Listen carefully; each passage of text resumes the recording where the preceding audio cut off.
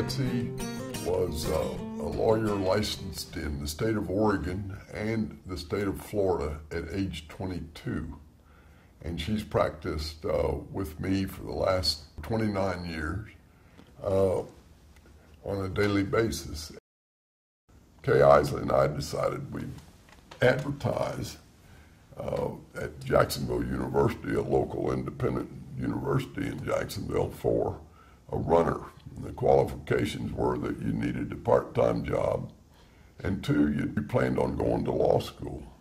So I asked if anybody had a time problem, and one hand went up, and I said, what was the problem? Well, the problem was that this young lady had to go to work. So Kay Isley and I decided to interview her first. So the first question that was asked was, why do you want to be a lawyer?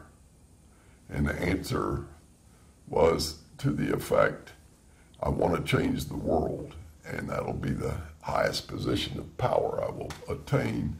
So that's why I want to go be a lawyer. And I've always wanted to be a criminal defense lawyer. So the next question was, well, where do you want to go to law school? Well, I want to go to law school at the University of Oregon.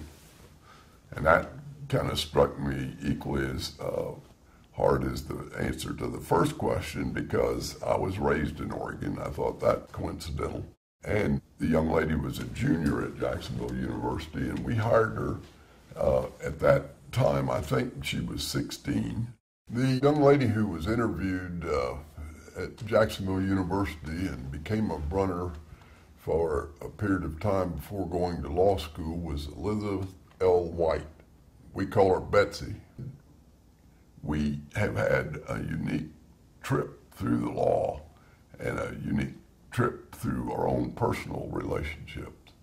The cases that we did together are many of the most important cases after that point in my career, when Betsy returned in 1980 and went to work with the firm.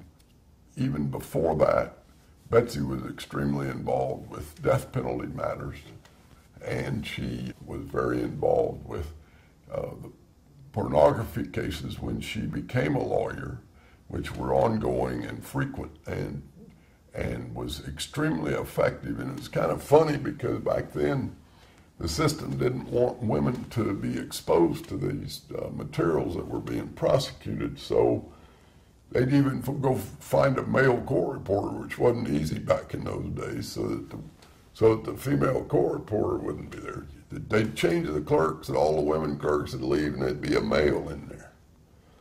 And then there'd be a big audience of male prosecutors, judges, and everybody else who wanted to see the material.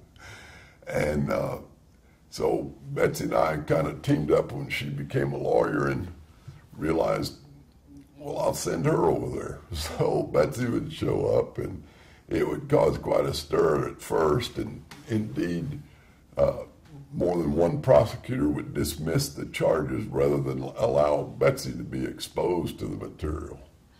And we taught Betsy how to be a tough fighting lawyer, I think, simply because then you were part of the repulsive, so to speak, nature of the material. You were part of it, so nobody liked you or the material. And you had to be pretty brave and thick-skinned to be able to stand up to the system. She was stuck out front in these pornography cases, and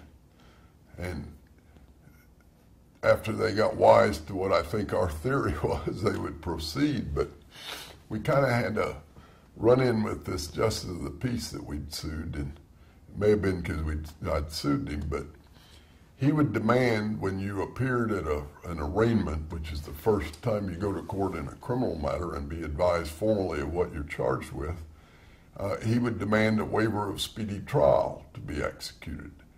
And I had an office policy that we didn't waive speedy trial at that time. And Betsy would refuse, and the judge would get beat red, pissed off, and show that in the courtroom to everyone. And Betsy would stand up to him every time.